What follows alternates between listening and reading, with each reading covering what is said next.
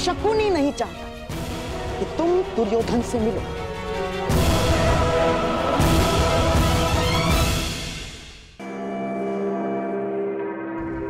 सिंह को मेमने नहीं रोक सकते गांधार राज। और आप ये भली भांति जानते हैं कि आपके ये सैनिक कर्ण को नहीं रोक पाएंगे। परंतु मेरे होने वाले सम्राट का आदेश तो रोक सकता है ना अंगराज कर्ण। तो उनका आदेश था कि तुम अंग प्रदेश जाकर वहां का कार्यभार संभालो। और हाँ, जब उन्हें तुमसे मिलने की आवश्यकता होगी तो तुम्हें संदेश भिजवा दिया जाएगा। हाँ? ठीक उसी तरह जिस तरह पुरोचन को संदेशा भिजवाया गया था।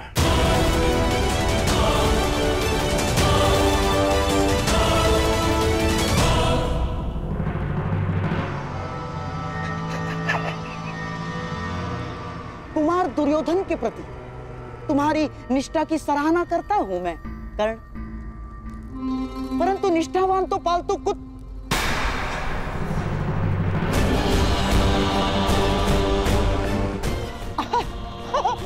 मेरा तात्पर्य है कि पालतू जीव भी होते हैं कर्ण। उन्हें अपनी सीमा में रहना उनके हित में होता है। इसीलिए शकुनी चाहता है कि तुम अपनी सीमा में रहो, लौट जाओ।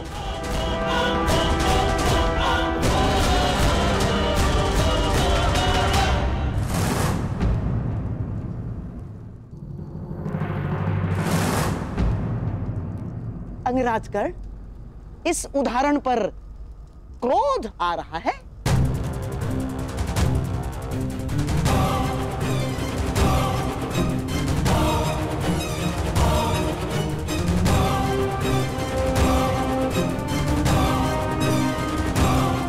एक क्षण के लिए तो लगा कि आप मेरी तुलना पालतू जीव से कर रहे हैं, परंतु फिर अनुभव हुआ कि ना मैं अपनी बहन के ससुराल में रह रहा हूं और ना ही अपने भांजे की कृपा पे पल रहा हूं।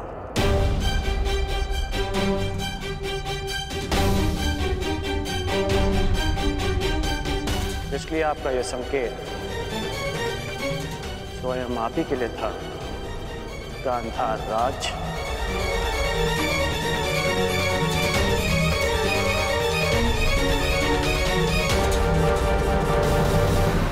क्या हुआ? मेरे उदाहरण पर क्रोध आ रहा है?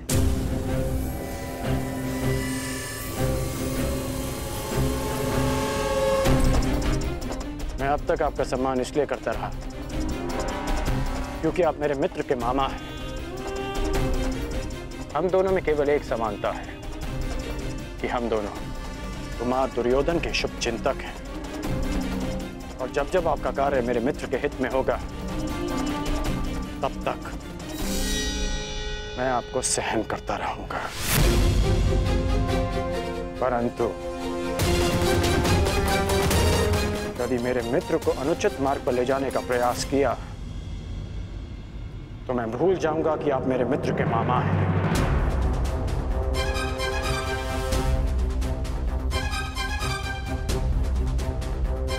और उस समय आपका अंत उस पालतू जीव की भांति होगा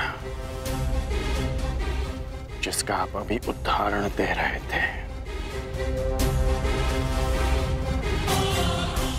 पुरोचन यहाँ क्यों आया था और उसका क्या लक्ष्य है, ये तो मैं जानकर ही रहूंगा।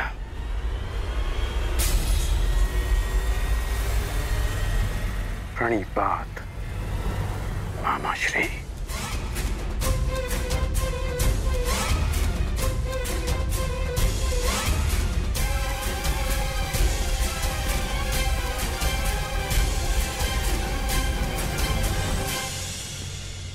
जब तक तुम्हें यह ज्ञात होगा कि पुरोचन यहां क्यों आया था तब तक पांडव भस्म हो चुके होंगे। पांडव कहीं दिख क्यों नहीं रहे? और इस मंतव्य को पूरा करने के मध्य शकुनी को कोई नहीं रोक सकता, ना कोई नहीं, तुम भी नहीं अंगराज कर्ण।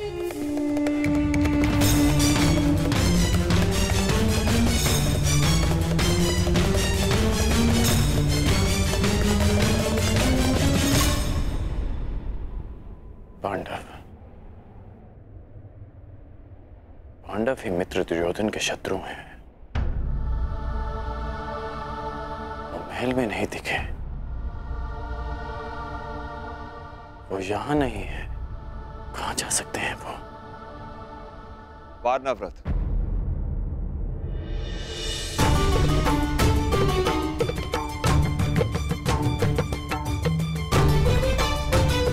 पिताश्री,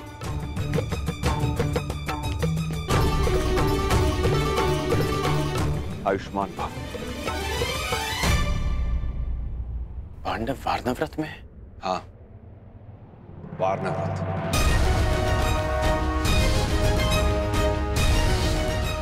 रोचन महोदय, इतनी शीघ्रता में कहां जा रहे थे आप? वारनावत, ये अग्नि नहीं है अंगराज, ये वो प्रकाश पुंज है जो हस्तिनापुर का भविष्य बदल देगा। पांडव वारनाव्रत में? हाँ, वारनाव्रत। और माता कुंती? वो भी उन्हीं के साथ है। देवी कुंती के सम्मान में वारनाव्रत में एक समारोह रखा गया है। सुना है कुमार दुर्योधन ने पुरोचन से एक अति सुंदर महल पांडवों के लिए बनवाया है।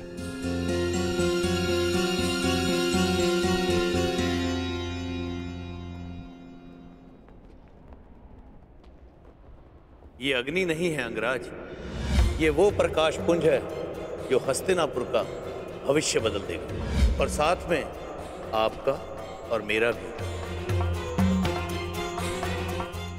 पांडव वारनाव्रत में है और पुरोचन भी वहीं जा रहा था।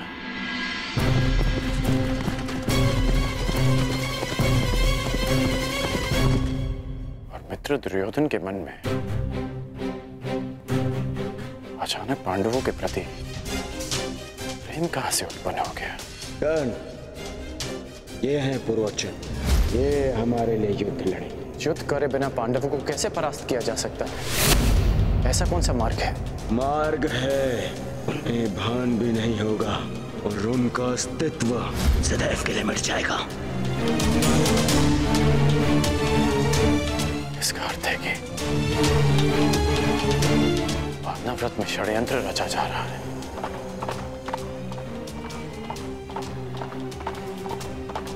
इसलिए गांधार नरेश मुझे दुर्योधन से मिलने नहीं दे रहे थे। कहीं वासुदेव इसी कपट की अग्नि के विषय में सचेत तो नहीं कर रहे थे मुझे? क्या सोच रहे हो पुत्र? कुछ नहीं पिताश्री, मुझे शीघ्र जाना होगा। कहां?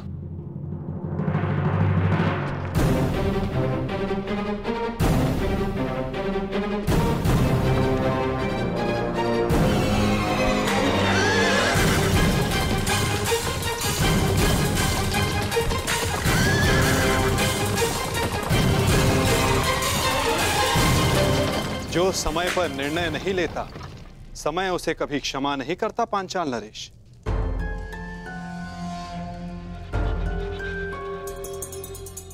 अग्नि को गर्भ मानकर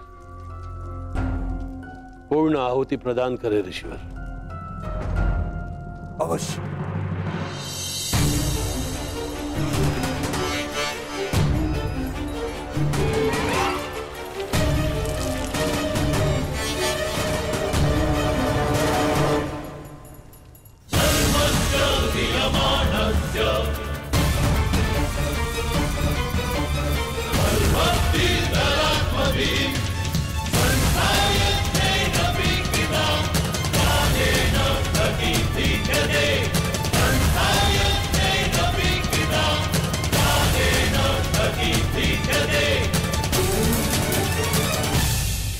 वसुदेव, मेरी ये आहुति सफल होगी ना? ये मैं कैसे बता सकता हूं पांचाल नरेश? जब आप जानते ही नहीं थे, फिर यह सुझाव क्यों दिया? मैंने तो वही कहा जिसका वर्णन पवित्र वेदों में है। नहीं, आप मेरा यज्ञ भंग करना चाहते थे। मैं जानता हूं वसुदेव, आप द्रोणाचार्य को सुरक्षित रखना चाहते हो। मैं ये कैसे भूल गया कि उन पांडवों के संबंधी हो आप। हस्तिनापुर को मेरे प्रतिशोध से बचाना चाहते हो आप, और मुझे असफल देखना चाहते हो आप। अपने क्रोध के अश्वों को संभालिए पांचाल नरेश। यज्ञ भंग करने की इच्छा रखने वाले पूर्ण आहुति का समय आने तक की प्रतीक्षा नहीं करते। मैं ना हस्तिनापुर के पक्ष में हूं, ना पांचाल के। मैं तो नियति के पक्ष में हूं, धर्म स्थापना के पक्ष में हूं।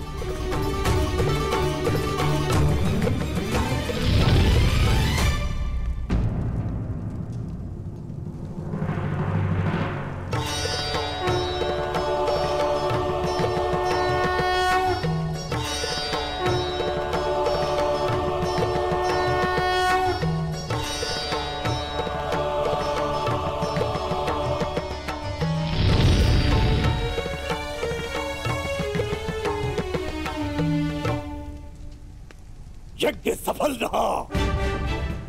आपका पुत्र जन्म लेने वाला है। धन्यवाद ईश्वर, धन्यवाद।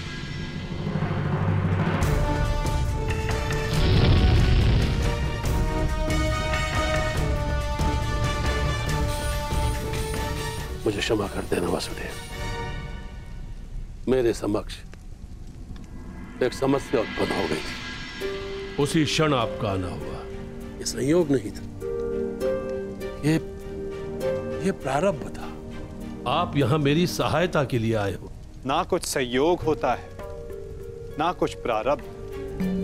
कुछ होता है तो केवल कर्म पांचाल नरेश, और उनके फल।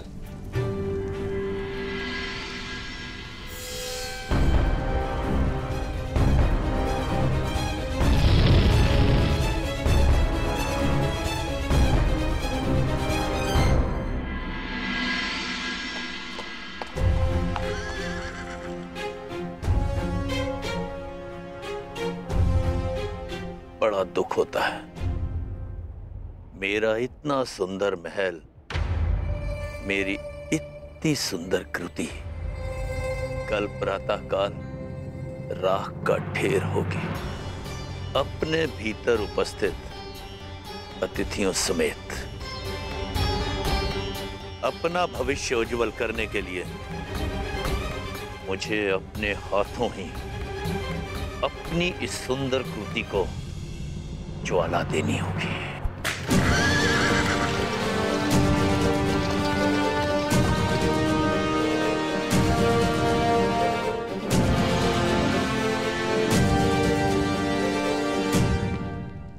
प्रणाम युवराज। बड़ा विलंब कर दिया आपने आने में पुरोचन महोदय। मुझे भूख लग रही है और आपकी भार्या और बालक इस हट पे अड़े हैं कि आप ही के साथ भोजन करूं। विलंब के लिए क्षमा चाहता हूं कुमार भीम। अब आपके भोजन में विलंब नहीं होगा। वैसे आपको ये मेरा बनाया महल कैसा लगा?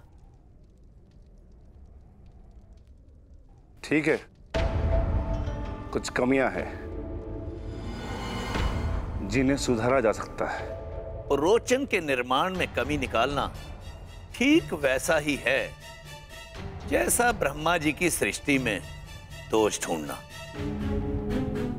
रुष्ट मत होइए पुरोचन महोदय। अनुज भीम की ये व्यक्तिगत सोच है, परंतु सत्य ये है कि ये महल वास्तविकता में अनोखा है। इसकी तुलना संसार के किसी भी निर्माण से नहीं की जा सकती। प्रशंसा के लिए धन्यवाद युवराज। आइए भोजन करते हैं। कुमार भीम, कल प्रातः काल तक आपको कोई कमी नहीं मिलेगी इस महल में।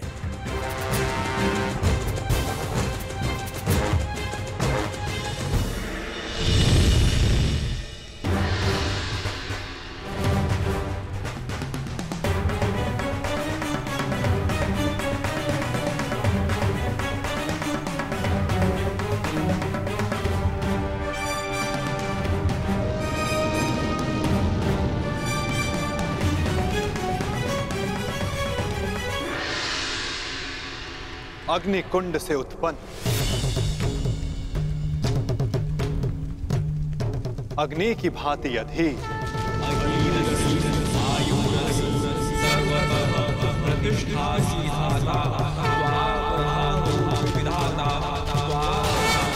साहसी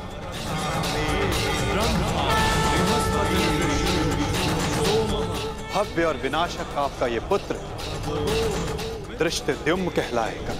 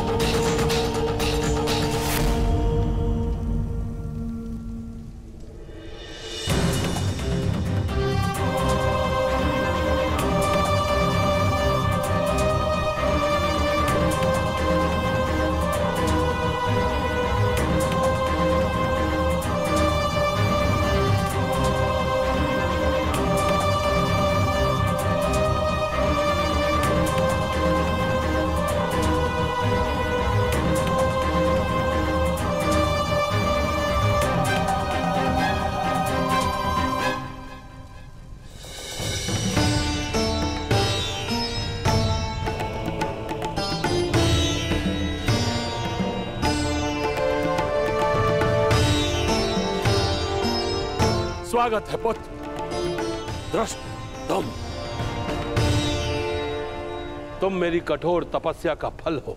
तपस्या का फल उद्देश्य पूर्ति पर ही प्राप्त होगा। मेरे जन्म का उद्देश्य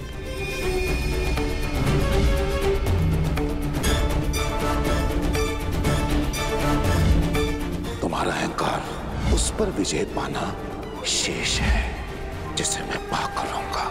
आज मैं एक राजा का पिता हूं और तुम कुछ भी नहीं द्रौपद। इसलिए मैं भारद्वाज पुत्र द्रोण, हस्तिनापुर राजगुरु द्रोण, पांचाल का आधा राज्य द्रुपद को दान में देता हूं।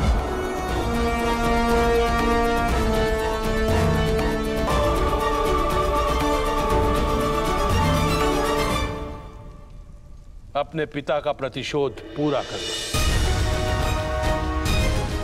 मेरे हृदय में जो प्रतिशोध की अग्नि जल रही है, उस अग्नि में मुझे द्रोण की आहुति चाहिए। तुम्हें अपने पिता का मान सम्मान और प्रतिष्ठा और पांचाल का गौरव और वैभव फिर से लौटाना होगा। आपकी तपस्या पूर्ण होगी पिताश्री, आज्ञा दीजिए। यज्ञ अग्नि से जन्म लेने वाले यज्ञसेन धृष्टद्युम्न, संसार में जन्म लेने वाले किसी न किसी कारणवश जन्म लेते हैं, परंतु लक्ष्य साधने का एक समय निश्चित होता है।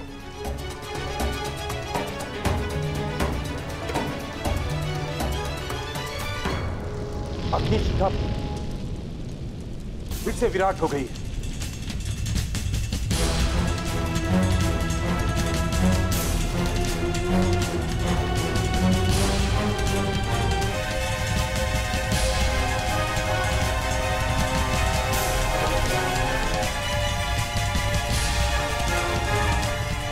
प्रतीत होता है कि आज अग्नि बहुत अधीर है मुनि। आज जैसे अग्नि का सर्वत्र साम्राज्य है, हर दिशा हर ओर भिन्न भिन्न प्रकार की अग्नि गर्जना कर रही है। प्रतिशोध की अग्नि,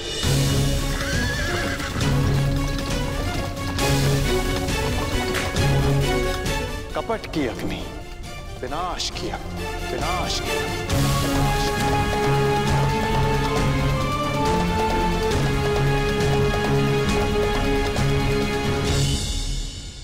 सब तैयार है ना? मसाले ठीक से डाल दिए थे? हाँ, सब वैसा ही बना है जैसा आपने कहा था।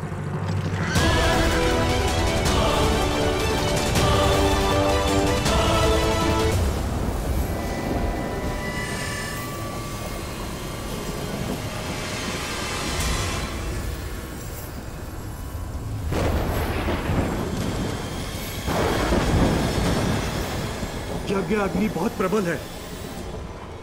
यह स्थान इतनी ऊर्जा सहन नहीं कर पा रहा है।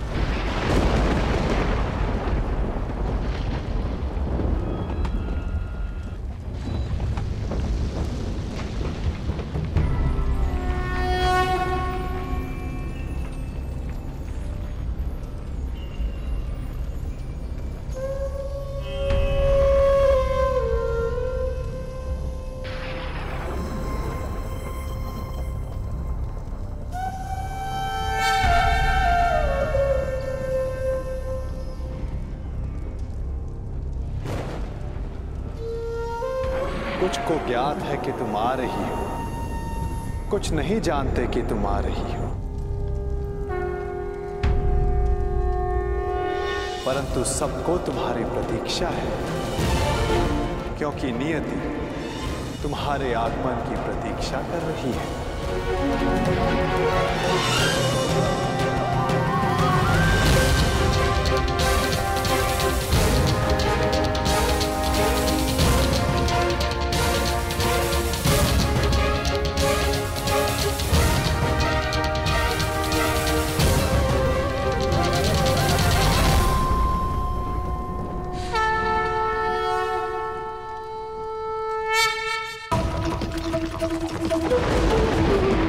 पांचाल नरेश, ये गुफा और अधिक समय तक नहीं रह पाएगी।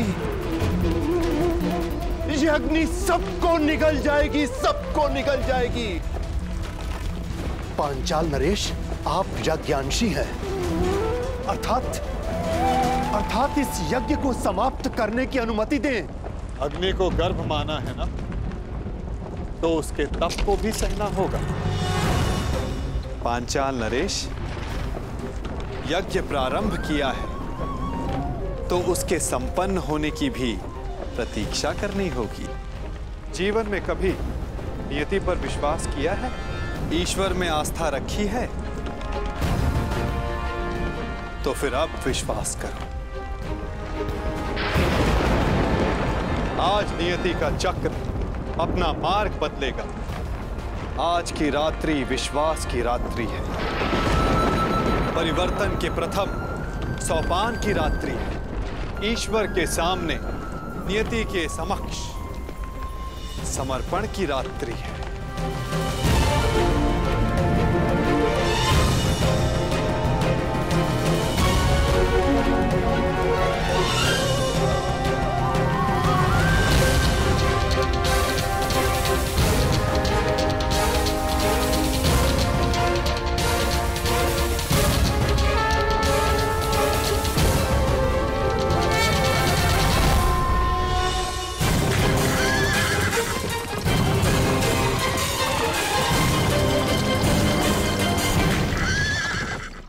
खाइए युवराज, भार्या ने अपने हाथों से ये भोजन तैयार किया है। सुस्वाद तो है ना?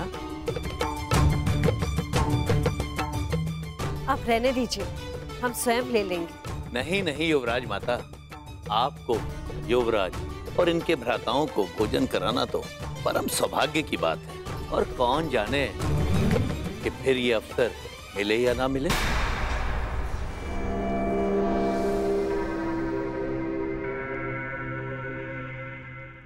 क्योंकि कल तो आप जाने वाले हैं ना?